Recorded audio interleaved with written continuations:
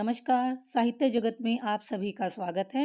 आज हम कवि बिहारी लाल द्वारा रचित दोहों का व्याख्या भाग 4 पढ़ने जा रहे हैं। आइए व्याख्या की शुरुआत करते हैं। 31वां दोहा है हमारा। कंज नयनी मंजनू किए, बैठी ब्योरती बार, कच्च अंगुरी बिच दीठी दई, चितवती नंद कुमार। इस दोहे में कवि ने नायिका की जो कार्य कुशलता है, जो चतुराई है, उसका बड़ा ही सुंदर चित्रण किया है। तो क्या कहते हैं कवि बिहारी? कंज नयनी की कमल के समान आंखों वाली जो नायिका है, मंजनू किए स्नान करके बैठी हुई है, ब्योरती बार और वह अपने बालों को सुलझा रही है। क्या कहते हैं कवि? कि कमल के समान आंखों वाली नायिका स्नान करके बैठी हुई है और वह अपने बालों को सुलझा रही हैं। कच्च अंगुरी बिच। अब इसका क्या, कच्च अंगुरी बिच का क्या अर्थ है?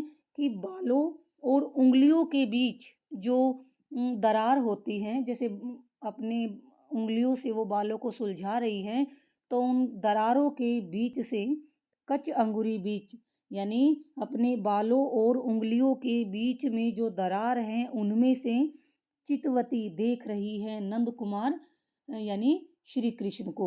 यानी नायिका जो है अपने प्रियतम को प्रत्यक्ष रूप से, सभी के सामने से प्रत्यक्ष रूप से नहीं देख रही, बल्कि बालों को सुलझाने के बहाने से उंगलियों के बीच की दरारों से अपने प्रियतम श्री कृष्ण को वो देख रही है।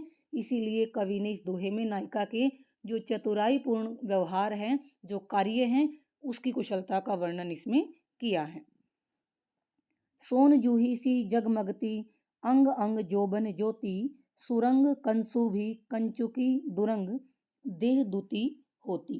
अब यहाँ पर नायिका की जो सखी है वो नायिका की सौंदर्य का वर्णन करती है नायक के सामने। अब क्या कहती हैं? सोन जूही सी जगमगती, कि सोन जूही के समान यानी जूही के पीले रंग के समान वह जगमगा रही है। अंग अंग उसके शरीर का अंग, प्रत्येक अंग, यौवन ज्योति जो शरीर की चमक है, उसकी यौवन की जो चमक है।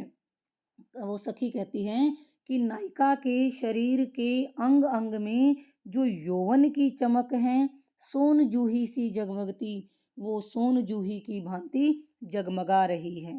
सुरंग सुंदर रंग, कंसुभी भी एक रंग, विशेष विशेष प्रकार का रंग होता है।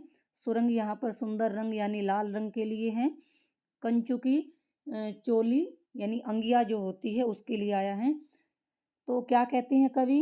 कंचुकी कि नायिका ने जो सुंदर रंग की यानी लाल रंग की और कंसुभी रंग की जो चोली पहनी हुई है, जो अंगिया पहनी हुई है, देह दुती वो रंग जब उसके शरीर की चमक के साथ मिलता है, देह दुती शरीर की चमक के साथ जब वो रंग मिलता है, दुरंग होती, तो वो दो रंग का हो जाता है। उसके शरीर की चमक और भी बढ़कर दुरंगी हो जाती है, दुगनी हो जाती है।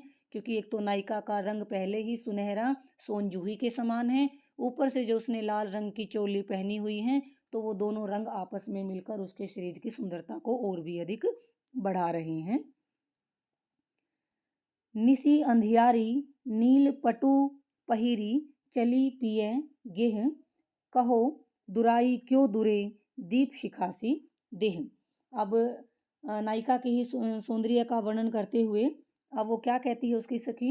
निसी अंधियारी, कि अंधेरी से भरी हुई रात में यानी अंधेरी रात में नील पटु नीले रंग के वस्त्र पहिरी पहनकर, चली पिए गेह, कि नायिका अपने प्रियतम से मिलने के लिए उसके घर जा रही है। अंधेरी रात में नीले रंग के वस्त्र पहनकर नायिका अपने प्रिय से मिलने के लिए उसके घर पर जा रही हैं।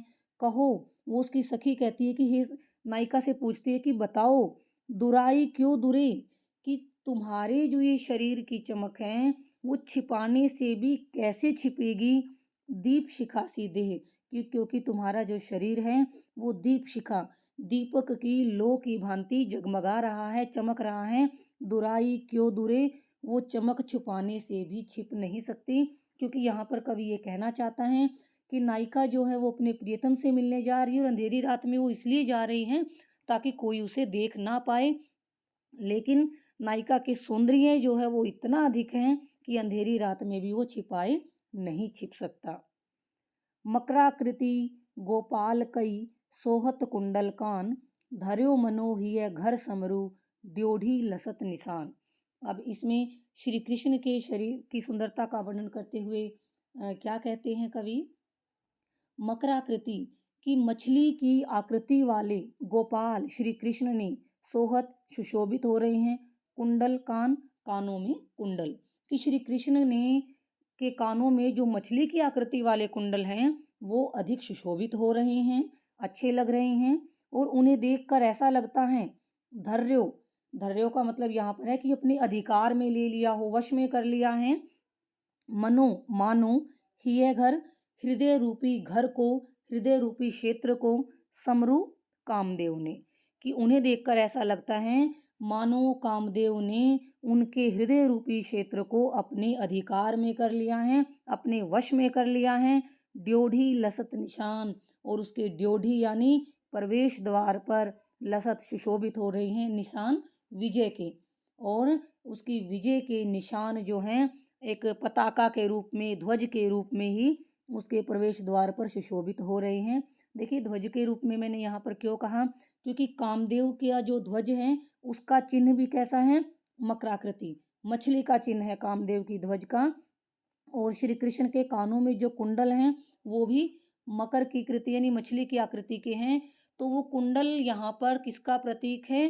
कामदेव की ध्वज का प्रतीक है कि कामदेव ने मानो उसको विजित कर लिया हो, अपने वश में कर लिया हो और विजय के स्वरूप उसने वो कुंडल यानी अपनी पताका वहाँ पर फहरा दी हो कि यहाँ पर अब मेरा अधिकार हो गया है। समझ एक बार दोबारा देख लीजिए। श्री कृष्ण के कानों में जो मछली के आकार के कुंडल हैं वो अत्यधिक सुशोभित हो रहे हैं और उन्हें देखकर ऐसा लगता है मानो कामदेव ने, समरु कामदेव, मानो कामदेव ने उनके हृदय रूपी घर को, हृदय रूपी प्रदेश को अपने वश में कर लिया है और उस प्रवेश द्वार पर जो उनके कानों में कुंडल हैं वो कामदेव की विजय पताका के रूप में सुशोभित हो रहे हैं, फहरा रहे हैं, उसकी विजय के को दर्शा रहे हैं कि कामदेव ने उसको विजित कर लिया है। आगे हैं लग्यो सुमनु हवे है सफलु आतप रोशु निवारी, बारी बारी आपनी सींची सुहृदता बारी। देखिए इस दोहे को समझने का प्रयास कीजिएगा क्योंकि ये दोहा जो है अपने दो अर्थों में हैं। इसके प्रत्येक शब्द के दो अर्थ हैं, तो यानी इसमें आपको यमक अलंकार भी देखने को मिलेगा, श्लेष अलंकार भी इसमें है, रूपक अलंकार भी इसमें है, अनुप्रास अलंकार भी इसी में है। सुमनु, क्योंकि सुमनु का अर्थ होता है एक तो फूल और एक सुंदर मन। यहाँ पर पहले हम ये दोहा जो नायिका के पक्ष में है पहले हम उसके रूप में इसको समझेंगे। अब वो क्या कहते हैं इस दोहे में नायिका की सखियाँ कि हे नायिका लग्यो सुमनु हवे कि जिसमें तुम्हारा मन लग गया है, सफलू वो जल्दी ही फल देने वाला होगा, फलवान होगा। यानी जिस श्री कृष्ण में तुम्हारा मन लग गया है, सफलू का मतलब है वो श्री कृष्ण, वो तुम्हारे प्रियतम शीघ्र ही तुम्हें मिलने वाले हैं। आतप रोशु निवारू, इसीलिए तुम अपने आतप रोशु जो दुखदाई तुम्हारा जो मान है, सम्मान है, यानी रोष जन्य दुख, रोष उत्पन्न करने वाला जो दुख है निवारी, उसको छोड़ दो। बारी बारी, अब यहाँ पर देखिए एक बारी का अर्थ है वाटिका भी है, बारी का अर्थ, बारी का मतलब पारी भी है, जैसे हम कहते हैं ना कि ये पारी मेरी है, अगली पारी तुम्हारी, पारी, ठीक है। फिर बारी का अर्थ यहाँ पर बाला के रूप में भी आया है, लड़की के रूप में भी आया है, और बारी का जो अर्थ है वो वाटिका के रूप में भी आया है। तो यहाँ पर इस बारी के भी दो अर्थ है और इस बारी के भी दो अर्थ हैं। हम पहले नायिका के रूप में ये दोहा ले रहे हैं, तो यहाँ पर आ जाएगा बाला कि हे बाला, हे नायिका, बारी अब की बार तुम्हारी बारी है, आपनी सींची सुहृदता बारी, तो तुम अपने सुहृदता बारी मीठे वचनों से अपने प्रियतम को, सींची मतलब प्रसन्न करो, तुम अपने मीठे वचनों से अपने प्रियतम को प्रसन्न करो, अब की बार तुम्हारी बारी है। तो ये अर्थ तो था नायिका के अर्थ में। तो इसी दोहे का एक और अर्थ निकलता है जिसका अर्थ अब हम लेंगे माली के रूप में। यहाँ पर नायिका नहीं है, यहाँ पर दूसरा अर्थ हम माली के रूप में लेंगे। तो अब क्या कहते हैं, हे माली लघु सुमनु हवे है सुफलू, कि जिसमें सुमनु फूल, कि जिसमें फूल लगा है, लघु सुमनु कि जिसमें फूल लगा है, सैफलू वो फल अवश्य देगा, आतप रोषो निवारो इसीलिए तुम उसे गर्मी से दूर करो, उसे गर्मी से निजात दिलाओ। यहाँ पर आतप रोषो का अर्थ भयंकर गर्मी है, तुम उसे गर्मी से निजात दिलाओ, उसकी रक्षा करो। बारी बारी आपनी सींची सुहृदता बारी, यहाँ पर बारी का अर्थ है वाटिका, कि तुम उसकी रक्षा करने के लिए, उस वाटिका की रक्षा करने के लिए सींची सुहृदता बारी, उसको जल से सींचो। ठीक है, तो इन दोनों पहले एक बार फिर सुन लीजिए। नायिका के अर्थ में इस दोहे का क्या अर्थ है, हिंदी में आपको बता रही हूँ। कवि कहता है कि हे नायिका, जिसमें तुम्हारा मन लग गया है वह तुम्हें शीघ्र ही फल देगा, अर्थात उस प्रियतम से तुम्हारा शीघ्र ही मिलन होगा, वो तुम्हारे पास आएंगे। आतप रोषु निवारु, इसलिए रोष उत्पन्न करने वाले अपने इस दुख को तुम शांत कर लो। हे बाला, अब हे नायिका, अब की बार तुम्हारी बारी है, इसीलिए तुम मधुर वचनों से, मीठे वचनों से अपने प्रियतम को प्रसन्न करो। ठीक है, ये नायिका के संदर्भ में है। माली के संदर्भ में हम क्या कहेंगे, हे माली कि जिसमें फूल लगे हैं वो अवश्य ही फल भी देंगे, इसीलिए तुम उसे भयंकर गर्मी से निजात दिलाओ, उसकी रक्षा करो, और उसकी रक्षा करने के लिए तुम अपनी उस वाटिका को सुहृदता बारी, उस मतलब उपयुक्त जल से उसको सींचो। 36वां हमारा दोहा है, कहत नटत रीझत खिजत मिलत खिलत लजियात, भरे भोन में करत हैं नैननु ही सब बात। अब इसमें नायक और नायिका का जो आंखों ही आंखों के अंदर जो उनके इशारों से बातें हो रही हैं, उसका बड़ा सुंदर चित्रण कवि ने यहाँ पर किया है। कहत कि नायक जो हैं अपनी आंखों के इशारों से नायिका को कुछ कहता है, नटत लेकिन नायिका आंखों के इशारों से ही उसको मना कर देती हैं। रीझत कि नायिका का जो मना करने का अंदाज है उस पर नायक रीझत रीझ जाता है, प्रसन्न हो जाता है, मुग्ध हो जाता है।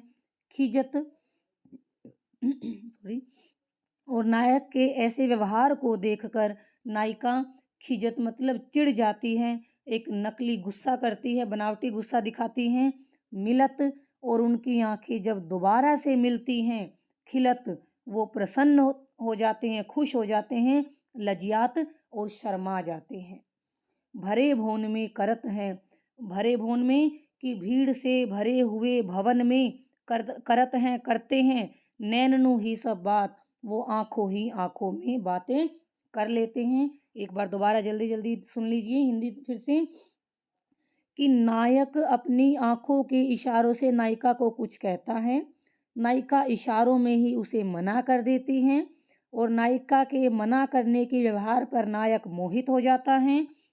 नायिका नायक के इस व्यवहार को देखकर नकली जो है उससे चिढ़ जाती है, नकली गुस्सा करती हैं, खींच जाती हैं, लेकिन जब उनकी आंखें आपस में मिलती हैं तो वो मिलकर दोबारा से प्रसन्न हो जाते हैं और वो शर्मा जाते हैं।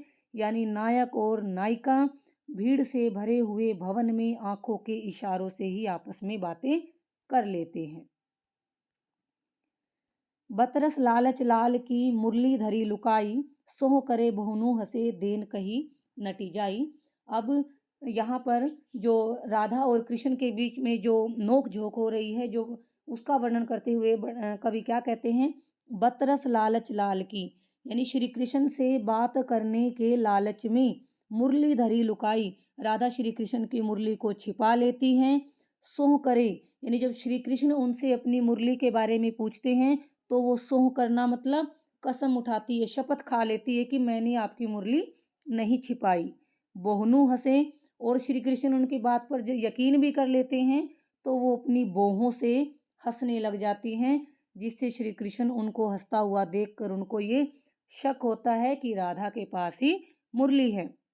देन कहें, और वो मुरली को वापस मांगते हैं, देने के लिए कहते हैं, नटी जाए, लेकिन राधा जो है मना कर देती है मुरली देने के लिए। कागद पर लिखत न बनत, कहत संदेशु लजात, कहिए सबु तेरो हियो, मेरे हिये की बात। अब यहाँ पर इस दोहे में उस नायिका का कवि ने वर्णन किया है जिसका प्रियतम जो है वो प्रदेश चला गया है और वो उस तक संदेशा भेजना चाहती हैं। विरह के कारण वो उसको कुछ लिख भी नहीं पाती क्योंकि वो विरह से दुखी हैं। क्या कहती है नायिका? कागज पर लिखत न बनत, कि मैं अपनी वेदना, मैं अपनी पीड़ा कैसे पहुंचाऊं, क्योंकि मैं अपनी पीड़ा कागज पर भी लिखने में असमर्थ हूँ, लिख नहीं पाती हूँ विरह के कारण। कहत संदेशु लजात, और मैं कहकर भी यानी मौखिक रूप से भी अपना संदेशा नहीं बता पाऊंगी, जिससे मुझे लज्जा आती है, शर्म आती है। कहिए सबू तेरो हियो, मेरे हिये की बात, लेकिन मैं ये कहती हूँ कि तेरो हियो, कि तुम्हारा जो हृदय है वो मेरे हृदय की बात को अपने आप ही बिना कहे ही समझ जाएगा, क्योंकि जैसे विरह के कारण मैं दुखी हूँ, तुम्हारा हृदय भी तो विरह के कारण दुखी होगा, इसीलिए वो मेरी पीड़ा को बिना कहे ही समझ जाएगा। 39वां दोहा है हमारा। सोवत जागत सपन बस, रस रिस चैन कुचैन, सुरती शाम घन की, सुरति बिसरे हूँ बिसरे न। अब वो क्या कहती है नायिका? सोवत जागत, सोवत सोते हुए, जागत जागते हुए, सपन बस सपनों के बस में यानी स्वप्न में, रस काम करते हुए, रिस क्रोध के समय, चैन आराम में भी, और कुचैन यानी व्याकुलता में भी। सुरती शाम घन की, मुझे श्री कृष्ण की ही याद आती रहती है। सूरति बिसरे हूँ बिसरे न, वो कहती हैं कि मैं उनकी याद को अगर मैं बिसरे भुलाना भी चाहूँ, बिसरे न, तो भी मैं उसको भुला नहीं पाती हूँ। यानी सखी अपने मन की स्थिति कैसी है, अपने मन के हालात का वर्णन करती है। वो क्या कहती है नायिका? कि हे सखी, कि मुझे सोते हुए, जागते हुए, स्वप्न में, काम करते हुए, क्रोध में, चैन में, व्याकुलता में श्री कृष्ण की ही याद आती रहती है, उन्हीं की याद मुझे सताती रहती हैं। अगर मैं उनको भूलना भी चाहूँ, उनकी याद को भुलाने का प्रयास भी करूँ, तो भी मैं उन्हें भुला नहीं पाती हूँ। नेहू ने नैननु को कछु उपजी बड़ी बलाई, नीर भरे नित प्रति रहे, तऊ ने प्यास बुझाई। अब आगे क्या कहती है नायिका? नेहू ने, कि ये प्रेम नहीं है, नैननु, कि मेरी आंखों में जो तुम्हें ये आंसू दिख रहे हैं, नेहू ने, ये कोई प्रेम के आंसू नहीं हैं। नायिका कहती है कि मेरी आंखों में जो आंसू हैं वो प्रेम के आंसू नहीं हैं। को कछु उपजी बड़ी बलाई, कि ये तो कोई मेरी आंखों के अंदर बहुत ही भारी बलाई विपत्ति आ गई है, मुसीबत आ गई है मेरी आंखों के ऊपर, ये तो बहुत बड़ी कोई मुसीबत आ गई है।